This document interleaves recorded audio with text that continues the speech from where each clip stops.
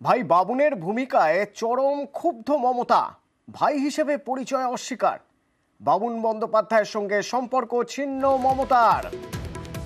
Ticket না পাওয়ায় ক্ষোভ বাবুন বন্দ্যোপাধ্যায়ের। হাওড়ায় প্রসূন বন্দ্যোপাধ্যায়কে প্রার্থী করায় ক্ষোভ ছিল।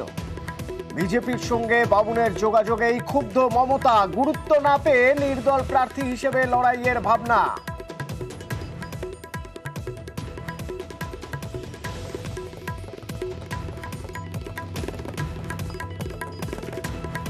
সোমরাজ প্রতিনিধি আমাদের সঙ্গে রয়েছেন সরাসরি। সোমরাজ, কতটা ক্ষোভ?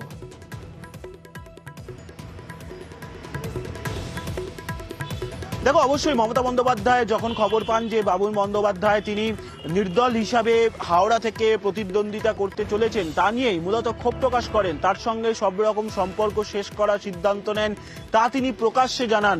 শুধু তাই নয়, লোভী মানুষ, অর্থাৎ মানুষ যখন লোভী হয়ে যায়, তিনি লোভী মানুষদের পছন্দ করেন না, তেমনটাও স্পষ্ট করেন মমতা বন্দ্যোপাধ্যায়।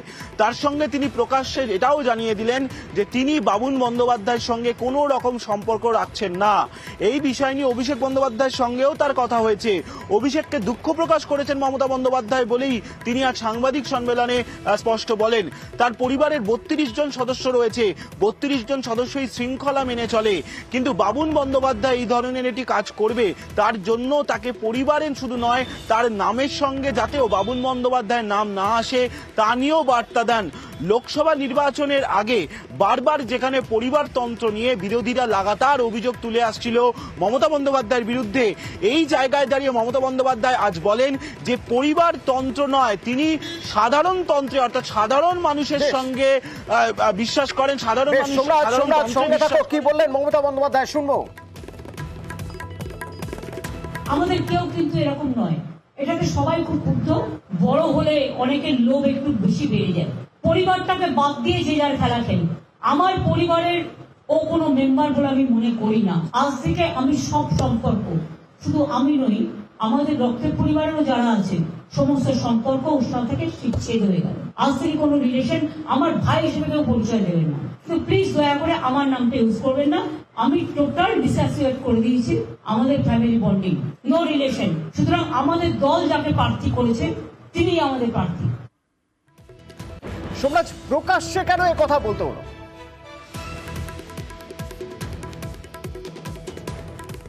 দেখো, যেহেতু দীর্ঘদিন ধরে বাবুন বন্দ্যোপাধ্যায় সম্পর্কে অভিযোগ উঠে আসছিল এবং তার পরিবারের সদস্যের বিরুদ্ধেই এরকম অভিযোগ, যেখানে তার পরিবারের সদস্যই কার্যত তৃণমূল কংগ্রেসকেই চ্যালেঞ্জ করছে, এরকমই অভিযোগ উঠে আসছিল।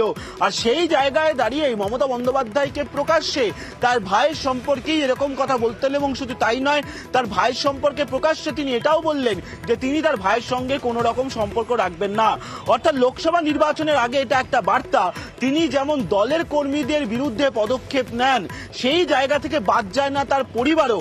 যে শৃঙ্খলা ভাঙবে তার বিরুদ্ধেই পদক্ষেপ নেওয়া হবে, এক্ষেত্রে বাদ যাবে না তার পরিবারও। সেই জন্য তিনি যে পরিবারতন্ত্রে বিশ্বাসী নয়, এটা তার জ্বলন্ত উদাহরণ, সেটাই স্পষ্টত বুঝিয়ে দিলেন লোকসভা নির্বাচনের আগে। আর আরো একটা বিষয়, দীর্ঘদিন ধরেই বাবুন বন্দ্যোপাধ্যায় সম্পর্কে নানান রকম অভিযোগ উঠে আসছিল বলেও আজকে সাংবাদিক সম্মেলনে দাবি করলেন। মনে করা হচ্ছে আজকের এই সাংবাদিক সম্মেলনে মমতা বন্দ্যোপাধ্যায়ের এই মন্তব্য কার্যত তারই বহিঃপ্রকাশ, এবং সেই কারণেই মমতা বন্দ্যোপাধ্যায় এটা স্পষ্ট করে দিলেন বাবুন বন্দ্যোপাধ্যায়ের সঙ্গে তার কোনো সম্পর্ক নেই বা তার পরিবারেরও কোনো সম্পর্ক নেই, কার্যত এটাও স্পষ্ট করে দিলেন মমতা বন্দ্যোপাধ্যায়। ধন্যবাদ সোমরাজ। লোভীদের পছন্দ করেন না বলে মন্তব্য, পরিবারতন্ত্র মানেন না তার প্রমাণ বলেও মন্তব্য মমতা বন্দ্যোপাধ্যায়ের। যে ভদ্রলোকের নাম আপনারা বলছেন, তার অনেক কাজকর্মই আমার অনেক দিন ধরে পছন্দ নয়। আমি অন্যায় কখনো সহ্য করি না। কিছু লোক নির্বাচনে আসলেই কাউন্সিলরও দাঁড়াতে হবে, এমএলএ তেও দাঁড়াতে হবে, আর এমপি তেও দাঁড়াতে হবে। আমার পরিবারের সবাই যদি বলে আমি এমপি ইলেকশনের টিকিট চাই, এমএলএ ইলেকশন টিকিট চাই, তাহলে আমি তো পরিবারতন্ত্র করবো। আমি পরিবারতন্ত্র করি না, আমি মানুষতন্ত্র করি। যেখানে ইচ্ছা লড়াই করতে পারে। আমি এত লোভী লোকেদের পছন্দ করি না। শুধু আজকে নয়, প্রত্যেকটা ইলেকশনই আমাকে অনেক অশান্তি করেছে। যে বাবা যখন মারা গেছে, বয়স ছিল 2.5 বছর, আমি 45 টাকা পেতাম, দুধের ডিপোয় কাজ করে মানুষ করেছি। ওর পাশে যেন আমাদের পরিবারের কোনো নাম না থাকে।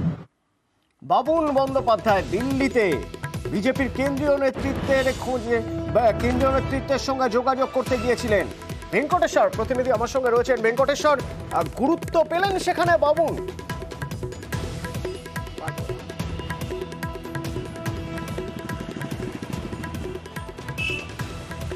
দেখো, বিজেপির কাছে একেবারেই গুরুত্ব নেই বাবুন বন্দ্যোপাধ্যায়ের, এবং আমরা যেটা বিজেপি সূত্র মারফত জানতে পারছি অতনু, সেটা হচ্ছে বেশ কয়েক মাস ধরে বাবুন বন্দ্যোপাধ্যায় তিনি বিজেপির সঙ্গে যোগাযোগ রেখে চলছিলেন, বিজেপিতে আসার ইচ্ছা প্রকাশ করছিলেন, কিন্তু রাজ্য নেতৃত্ব বাবুন বন্দ্যোপাধ্যায়কে দলে নেওয়ার ক্ষেত্রে একেবারে তাদের অনীহা স্পষ্ট করে জানিয়ে দিয়েছিল। এরপরে তুমি জানো যে বাবুন বন্দ্যোপাধ্যায় ভেবেছিল তৃণমূল কংগ্রেসের পক্ষ থেকে হাওড়াতে তাকে প্রার্থী করা হবে, কিন্তু হাওড়াতে যখন প্রার্থী তালিকা তার যখন নাম না থাকে, তখনই বাবুন বন্দ্যোপাধ্যায় দিল্লির কেন্দ্রীয় যারা বিজেপি নেতৃত্ব রয়েছেন তাদের সঙ্গে যোগাযোগ করেন, এমনটাই আমরা সূত্র মারফত জানতে পারছি। এবং সেখানে দিল্লির কেন্দ্রীয় নেতৃত্বও বাবুন বন্দ্যোপাধ্যায়কে দলে নেওয়ার ক্ষেত্রে আপত্তি জানায়, এবং এক কথায় বলা চলে বাবুন বন্দ্যোপাধ্যায়কে গুরুত্বই দিতে চায়নি বিজেপির কেন্দ্রীয় নেতৃত্ব। সেই জায়গায় জানো তুমি, কয়েক মাস আগেই বাবুন বন্দ্যোপাধ্যায় তিনি হাওড়াতে তার ভোটার তালিকায় নাম তুলেছিলেন, এবং দল অর্থাৎ তৃণমূল কংগ্রেস তাকে প্রার্থী করবে এবং আশা প্রকাশও তিনি করেছিলেন। কিন্তু আজকে মমতা বন্দ্যোপাধ্যায় তুমি যেভাবে একেবারে কড়া প্রতিক্রিয়া দিয়েছেন বাবুন বন্দ্যোপাধ্যায়কে নিয়ে, তারপরেই কিন্তু বাবুন বন্দ্যোপাধ্যায় নিজে একেবারে সাফাই দিলেন যে বিজেপির সঙ্গে তার যোগ, সেই যোগ কিন্তু ফেক নিউজ। কিন্তু বিজেপির একটা সূত্র দাবি করছে যে শুধুমাত্র এই যে নাম প্রার্থী তালিকা অর্থাৎ তৃণমূলের প্রার্থী তালিকার দিন থেকেই নয়, যখনই তার প্রার্থী তালিকার নাম নেই তার সেদিন থেকেই নয়, বেশ কয়েক মাস ধরেই বাবুন বন্দ্যোপাধ্যায় বিজেপি নেতৃত্বের সঙ্গে যোগাযোগ করছিলেন। এবং বিজেপি শিবির যেটা মনে করছে যে বাবুন বন্দ্যোপাধ্যায় এমন কোনো রাজনৈতিক ব্যক্তিত্ব নয় যে বিজেপিতে নিলে সেক্ষেত্রে বিজেপির কোনো রাজনৈতিকভাবে লাভ হবে। সেই জায়গায় দাঁড়িয়ে বাবুন বন্দ্যোপাধ্যায়ের বিজেপিতে আসার সম্ভাবনা পুরোপুরি উড়িয়ে দেওয়া হয় রাজ্য নেতৃত্বের পক্ষ থেকে। এবার বাবুন বন্দ্যোপাধ্যায়, যেটা আমরা সূত্র মারফত জানতে পারছি, দিল্লিতে তিনি পৌঁছে যান এবং সেখানে একটি সূত্রকে তিনি অবলম্বন করে বিজেপির কেন্দ্রীয় নেতৃত্বের সঙ্গে যোগাযোগ শুরু করেন, এবং সেখানে বাবুন বন্দ্যোপাধ্যায়কে জানিয়ে দেওয়া হয় যে টিকিট দেওয়া তো দূরের কথা, বাবুন বন্দ্যোপাধ্যায়কে বিজেপিতেও নেওয়া হবে না। এরপরেই একেবারে কোন ঠাসা হয়ে পড়েন। যখন দেখা গেল বিজেপিরও অনীহা বাবুনে এবং মমতা বন্দ্যোপাধ্যায়ের কড়া বার্তা, তারপরে এবার তাহলে ফেক নিউজের দাবি করছেন বাবুন, অর্থাৎ শ্যামকুল 2 যাওয়ার পর এবার ফেক নিউজ দাবি করছেন। বিজেপির সঙ্গে যোগাযোগের খবর ভুয়ো, ফেক নিউজ দাবি করছেন বাবুন। আমি বিজেপিতে যাচ্ছি, এটা একটা ফেক নিউজ। আমি বিশ্বাস করি মমতা বন্দ্যোপাধ্যায় পশ্চিমবঙ্গে যতদিন থাকবে ততদিন আমি মমতা বন্দ্যোপাধ্যায়ের সঙ্গে, নেতৃত্বের সঙ্গে থাকবো। এটা আমার জনগণের কাছে, সবার কাছে এই বার্তা আমি পৌঁছে দিলাম।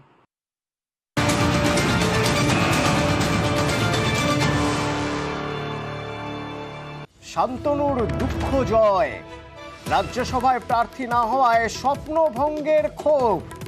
তবে ক্ষোভ থাকলেও দলে থাকার বার্তা শান্তনুর, মমতা বন্দ্যোপাধ্যায়ের নেতৃত্বে চলার বার্তা এবং তৃণমূলকে বিব্রত না করার বার্তা শান্তনু সেনের।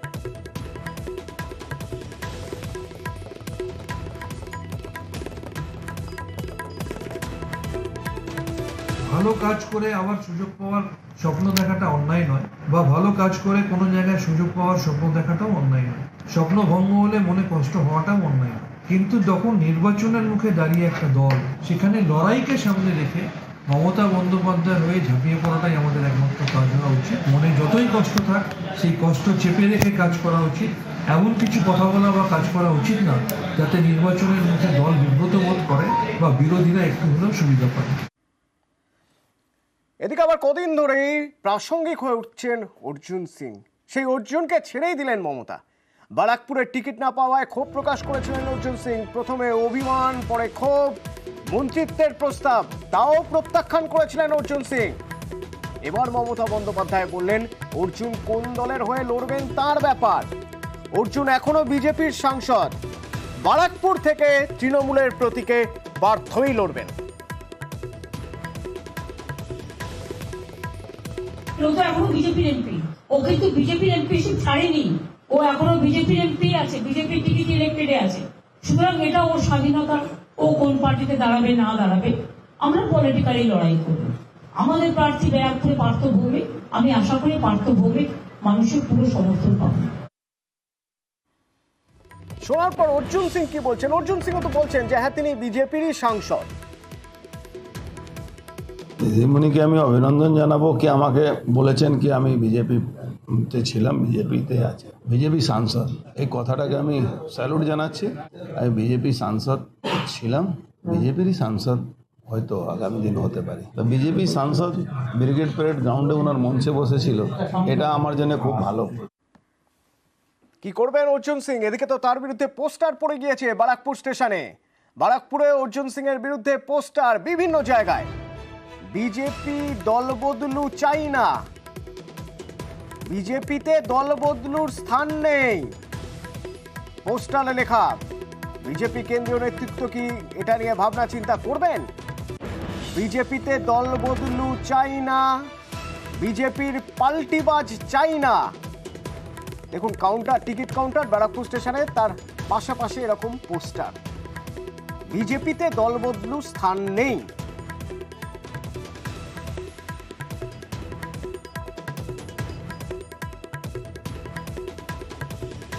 কারা করলো, কারা এ ধরনের পোস্টার দিল?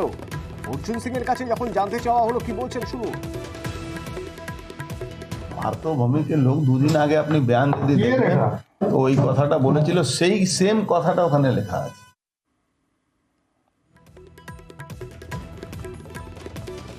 যখন এই বক্তব্য যখন অর্জুন সিং এর, তখন আমরা জানতে চাইব পার্থ ভৌমিক কি বলছেন। যদিও পার্থ ভৌমিক এখন দলীয় প্রচার কর্মসূচিতে রয়েছেন, এখনই যোগাযোগ করা সম্ভব হয়নি।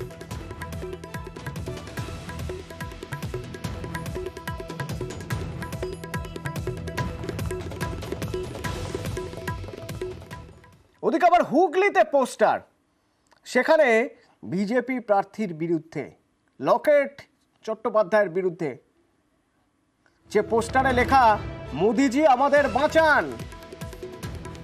বিজেপি নেতা কর্মীদের নামেই পোস্টার দেওয়া হয়েছে চন্দননগরে। যে পোস্টারে লেখা মোদিজি আমাদের বাঁচান, ওই দেখুন লকেট চ্যাটার্জির হাত থেকে বাঁচান আমাদের, পোস্টারে লেখা রয়েছে।